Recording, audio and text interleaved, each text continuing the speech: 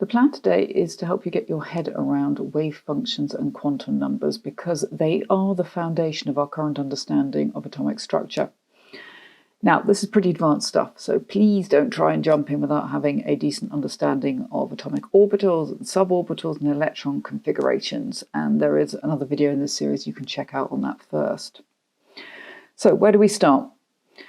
We need to firstly realise that the electron, like all matter, has both wave and particle properties. We are very definitely working in the quantum realm now. And in 1924, Louis de Broglie, and that's this gentleman here, suggested that for any object, the wavelength is inversely proportional to its mass and velocity. So wavelength is proportional to Planck's constant divided by mass over velocity. And I'm sure that you have come across Planck's constant, and it has a value of 6.63 times 10 to the minus 34 joule seconds. Now, for everyday objects, their wavelength is so very tiny, because of the tiny value of Planck's constant, that it's completely inconsequential. We don't notice that buses and cats and pencils have wave properties, but this is not the case for electrons. Now, in the 1920s, whilst thrashing through the implications of quantum mechanics, Werner Heisenberg, this gentleman here, discovered a problem in the way that the basic physical properties of a particle with significant wave properties, like our electron, could be measured. We cannot know the precise position and momentum simultaneously, and this is known as the Heisenberg uncertainty principle. So the Heisenberg uncertainty principle.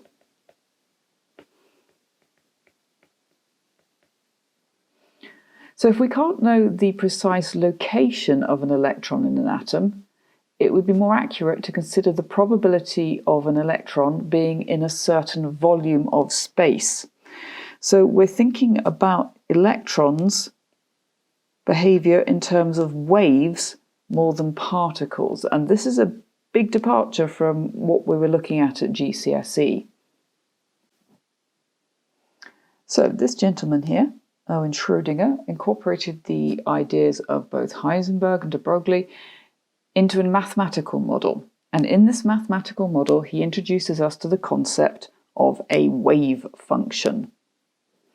Now, the wave function for an electron can be calculated by solving the Schrödinger equation, which is really complicated and way beyond the scope of this little video. But when you solve this Schrödinger equation and you calculate the wave function for an electron, it contains detailed information on the behavior of an electron. That was the good news. The bad news, unfortunately, this is totally abstract and it's not useful. And the equation can only be solved for a hydrogen atom, which is also not very useful. However, luckily for us, Max Born came along and he suggested that the square of the wave function is proportional to the probability of finding an electron within a small volume of space. And the electrons are spread throughout this volume of space. So we're not thinking electrons here are particles. They're not in fixed orbits like the Bohr model of the atom that we used at GCSE would suggest. We are now thinking that electrons behaving as waves are spread out through a fixed volume. And that fixed volume of space is our atomic orbital. So the Schrödinger equation can be solved for the hydrogen atom, and when you do that, it gives us three quantum numbers. The first quantum number is called the principal quantum number, and it's given the symbol N. And it shows that the electron in our atom can only possess certain energies, and these correspond exactly to the energy levels we see in atomic spectra, which is very nice indeed. So each energy level is referred to by its principal quantum number, and it's an integer. So we can have the first energy level, the second, the third, the fourth. So when we looked at atomic absorption emission spectroscopy, these were the labels that we used for our energy levels. The next two quantum numbers that emerge help to describe the properties of a particular atomic orbital. The secondary quantum number, it's also known as the angular or sometimes the orbital quantum number, and it's given the symbol L. That's an L, not a number 1. And it can be any whole number from 0 to n minus 1, n being the principal quantum number or our energy level. The good news is that as far as atoms and chemistry are concerned, that the only values of L that we're interested in are 0, 1, 2, and 3.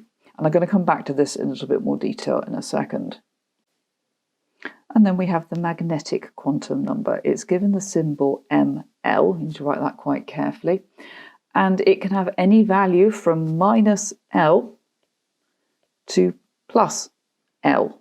Be very careful that when I write that, it doesn't look like minus 1 to plus 1. So minus L to plus L. So our three quantum numbers. We've got the principal quantum number, which is giving us the energy of our orbital, i.e. which energy level this orbital is existing in. Our secondary quantum number, L, which is telling us about the shape of the orbital. So let's have a look at this in a bit more detail. The shapes of these orbitals are given letters, and this is something you should be familiar with. When L equals 0, we've got an s orbital. When L equals 1, we've got a p orbital. When L equals 2, we've got a d orbital. And when L equals 3, we've got an f orbital. And then our third quantum number, m, gives us the orientation of that orbital in 3D space. Orientation in 3D space. Our first energy level. We know that n equals 1. L can either be 0 or it goes up to as far as n minus 1. Well, 1 minus 1 is 0, so in this case L can only be 0. And ML is also 0. So that is telling me that we have got an s orbital in our first energy level, so we might know that as the 1s orbital. And the orientation in 3D space is 0. We know that because the s orbital turns out to be spherical. It doesn't have a direction. Second energy level. Well, n equals 2. L can equal 0, or it can equal 1. If it equals 0, then I know that ML also equals 0, which corresponds to our 2s orbital. Where L equals 1, we have got a 2p orbital, and ML can either be minus 1, 0, or plus 1. What does that mean? It means that we have got 3 p orbitals, each with a different orientation in 3D space. So let's take a look at the third energy level. Every time we move up an energy level, we have got more atomic orbitals available to us. So n equals 3, L can equal 0, it can equal 1, and it can equal 2. When it equals 0, well, that is telling me that ML is also 0, and this corresponds to my 3s orbital. When L equals 1, we've got our 2p orbital, so that's my 2, 3, even my 3p orbital. And once again, ML can be minus 1, 0, or plus 1, so I've got 3 3p orbitals. When L equals 2, that tells me that I've got a d orbital. So it's my 3d orbital because it's in energy level 3. And my magnetic quantum number can have values from -2, -1, 0, +1, +2. So what does that tell me? It tells me that I'm going to have 5 different d orbitals, each with a different orientation in 3D space. So putting all that together, our wave function is also giving us information about the shape of an atomic orbital. Now the shape is shown by drawing a boundary surface. This is what we've got here, our boundary surface. And it represents the probability of containing about 95% of the wave function. Now, remember that we are thinking about electrons in terms of waves that are spread out through a specific volume in space. So what we're saying here is that if we take my 2s orbital, then my electrons in that 2s orbital, we've got 95% chance of the electron density being found within that boundary surface. Also, we should note that as our orbitals get larger, they also become more diffuse. So when L equals 0, then I've got an s orbital. When L equals 1, I have a p orbital. And because the magnetic quantum number, ml, can be -1, 0, +1, that tells me I've got 3 different p orbitals, each with a different orientation in space. And in this picture, you can see that quite clearly. We know them more familiarly as the px, the py, the pz orbitals. And when L equals 2, then I've got d orbitals. Again, my magnetic quantum number, -2, -1, 0, +1, +2, just about squeeze that in. I've got 5 d orbitals, again, each with their own specific orientation in 3D space. Now, as I mentioned earlier, Schrödinger's equation can't be solved for atoms other than hydrogen. But if we make a few assumptions, everything we've talked about in terms of atomic orbitals holds true for atoms with more than one electron. However, there is one very important difference between the energy levels of a hydrogen atom compared with the energy levels of other atoms. And this is reflected when we have a look at the atomic spectra of hydrogen in its simplicity. So for hydrogen, the energy of an orbital depends only on the principal quantum number, n. So for example, if we take the 2s and the 2p orbitals, 2s, 2p, as an example, in each case, their principal quantum number is 2, n equals 2. They both belong to that second energy level.